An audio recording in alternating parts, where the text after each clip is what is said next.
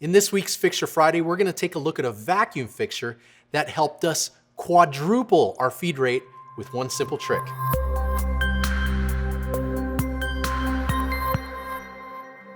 We created this fixture to machine a bottom panel that goes into the bottom of our vacuum chucks. The part measures 7 inches by 10 inches and is a 1/4 inch thick aluminum plate. This is a natural fit for our 9.5 by 14 inch chuck. Now to review, top plates are 3/8 inch thick aluminum, and they go with our vacuum systems that allow you to customize your own gasket pattern to perfectly match the shape of your part. So you might ask, why not just make this part on the standard chuck without a top plate? Well, top plates allow you to do 3 things. Number 1, by creating a gasket pattern that closely matches your part's shape, you're maximizing the surface area exposed to the vacuum.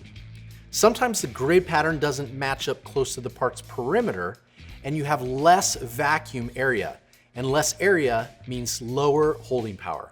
The second advantage is any features that break through the part, in this case the 4 corner holes, can be gasketed off so that you don't lose vacuum when you drill through your workpiece. And finally, by using the top plate as a sacrificial surface, you can run your end mill below the bottom of your part to make sure it fully cleans up around the perimeter. So let's take a closer look at this top plate fixture. We have some through features in this part, but just the corner holes, which you can see we've gasketed around so that they're on the outside of the vacuum area. Now, you might be wondering, what's all that stuff in the middle of the top plate? Well, that brings us to our little trick in which we call the Sandpaper Method. When we originally ran these plates, we ran them at 6,000 RPM and 30 inches a minute. Now, this is a pretty average starting feed and speed for a part like this, but every now and then we would have a part shift sideways, mostly due to either a smooth part surface or a little too high of a coolant concentration, which acted as a lubricant between the part and the chuck. Now, to overcome this, we used 3 pieces of 400 grit wet sandpaper and glued them down with Gorilla Glue to give the fixture more traction. I recommend applying the glue and sandpaper and then vacuuming down your part as a clamp for about an hour.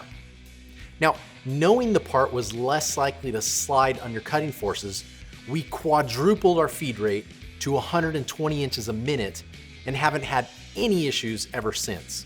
Another nice benefit of the Sandpaper Method is that 400 grit sandpaper has a very consistent thickness of about 6 to 10 thousandths, depending on the manufacturer.